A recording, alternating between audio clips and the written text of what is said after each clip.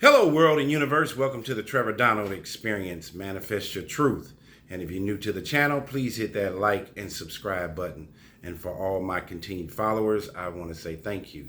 And this is an opinion-based video channel where I try to open your eyes and ears up to some of the travails and tribulations that take place throughout our cities, our states, our country, and sometimes around the world. Well, there's been quite a bit of chaos and disruption taking place in the United States of America. Some may say at the aid of this Trump administration and his deliverance of ICE and Border Patrol and National Guard to several cities throughout our country, and what is really going on. And we do know, as of a week or so ago, an ICE agent allegedly shot and killed a female protester in Minnesota. And then 2 days later, not an ICE agent, but a border agent allegedly, or border agents allegedly shot 2 people in Portland, Oregon.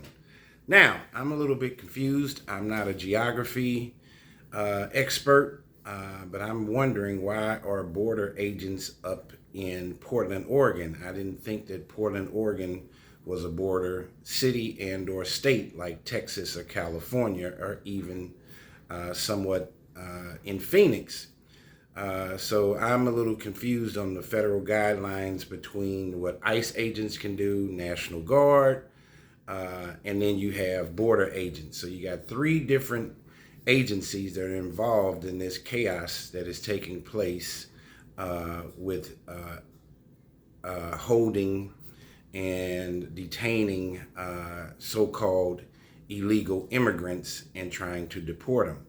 Well, let's get into this issue. As I said, there was a shooting by an ICE agent that allegedly killed a female Minnesotan protester who was driving her van or her car, and she got shot and killed. And then 2 days later, at least 1 or 2 border agents, not ICE agents, shot 2 people in Portland, Oregon. And now there's allegations that these people were part of the Venezuelan gang called Tren de Aragua, TDA.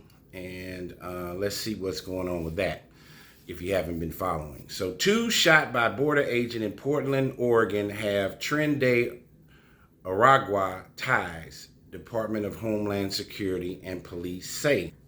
So we're learning more about the 2 people shot on that Thursday, 2 days after the young lady was shot in Minneapolis, Minnesota by an ICE agent.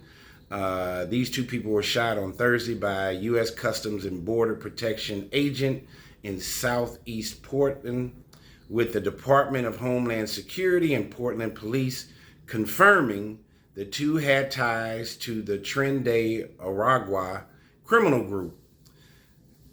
DHS identified the 2 people as Luis David Nino Moncada and Yorlani Betsabeth Zambrano Contreras. Both were taken to the hospital after the shooting. Nino Moncada was shot in the arm and is out of the hospital and is now in FBI custody. And Zambrano Contreras, who was the woman, was shot in the chest. Portland Police Chief Bob Day said she remains in stable condition. So this shooting happened around 2:20 p.m. on a Thursday outside the Adventist Health Clinic. How ironic is that? A health clinic is there to help people, and we have Border Patrol shooting 2 people that had more severe wounds than going to a health clinic. They needed to go to a hospital. Look at the irony in that. So the shooting happened around 2:20 p.m. on a Thursday outside of the Adventist Health Clinic near Southeast Main Street. Officials say Moncada was behind the wheel, that's the guy, of the vehicle on Thursday when he was shot. Zambrano Contreras was the passenger in the vehicle. DHS, Department of Homeland Security, said the duo weaponized their vehicle against Border Patrol and the agent fired at them in self-defense. Remember, this is the same self-defense story that the ICE agent and the ICE agency said that the woman in Minneapolis, Minnesota, was using her vehicle as a weapon, and subsequently they shot her allegedly in the head and I think the chest. Same scenario. So the two that got shot, they drove more than 2.5 miles to Northeast 146th Avenue and East Burnside, where they were found and taken to the hospital. KATU is working to obtain evidence that can explain what happened. So also, KATU is also digging into the alleged criminal records of the individuals involved. DHS said he entered the country illegally and in 2022, and since then was arrested for driving under the influence, a DUI, and unauthorized use of a vehicle. A spokesman said he also has a final order of removal and is suspected to be part of the Tren de Aragua gang, the TDA. This is on the gentleman. Court records show, which is Nino Moncada, has an open DUI case in Washington County. The indictment was filed early in December, said he was caught driving under the influence of alcohol. The passenger in the shooting, as I told you, Yolani Zambrano Contreras, is listed as a witness in a grand jury proceeding. Nino Moncada also has a number of speeding tickets in Multnomah County. Court records show he also received a protective order. So evidently these two were in a relationship. So listen to this. This is interesting. Court records show he also received a protective order against Zambrano Contreras last November. He wrote that Zambrano Contreras hit him with her car and told police she would kill him the next time that she saw him. A judge approved the request in late November of last year, though court records indicate the two people were together after the order and were together during that Thursday day's shooting. They saying DHS said that Zambrano Contreras entered the country illegally in 2023 and played an active role in a Tren de Aragua prostitution ring. They said she was also involved in a prior shooting in Portland. What's amazing to me, when this case took place and this shooting happened, and they had all this background information on these two people from Venezuela and are in the country illegally, how were they able to stay? Did the guy had a DUI, had been to court under a criminal complaint? This young lady had been to court under a criminal complaint, and they were not detained at that time and then removed from the country. How do they have all this criminal background information on these two and they were able to stay in the country? And now our government wants to spew forth all of their criminal background. However, the government is not taking responsibility for allowing them to still be here. And this happens. It said publicly available court records do not show a criminal record for her in Oregon. Multnomah County District Attorney Nathan Vasquez is investigating whether either person has open cases in Multnomah County. So they go on to say that they hesitate to even share this information initially because they are very aware of the historic injustice of victim blaming, oftentimes portrayed by law enforcement. That's what this sounds like, including this very agency that has represented, that he has represented the chief so proudly for so many years. And historically, they have not been quick to disclose the potential criminal history of others, but they felt it was imperative because they were asked in the news conference what information did they have on these two individuals.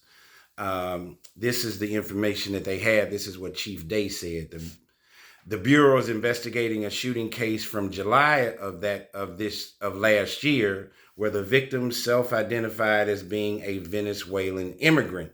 The victim indicated that those involved in the shooting were with the TDA. That's the gang acronym. It's been an ongoing investigation, but we've been working that case. And there's also been involvement with the two people who were shot on that Thursday in this shooting case back in July, said Chief Day. As far as I'm aware, they haven't been named as suspects. They haven't been charged in that shooting, but there's been speculation that they may have been involved in this shooting back in July. Here again, they've been on the police radar for a while, at least a couple of years. Nino Makata and Zambrano Contreras were not confirmed to be the shooters, Chief Day said. He did not go further into the specifics of that shooting case.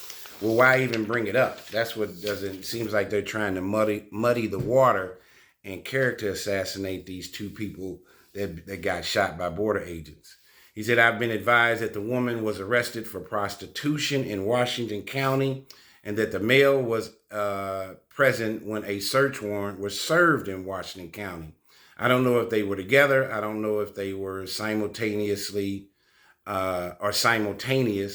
but that's the information that we have received about those two in relationship to a shooting last year. I don't even know why that's being brought up. So what is the deal with this gang, this Tren de Aragua in Portland?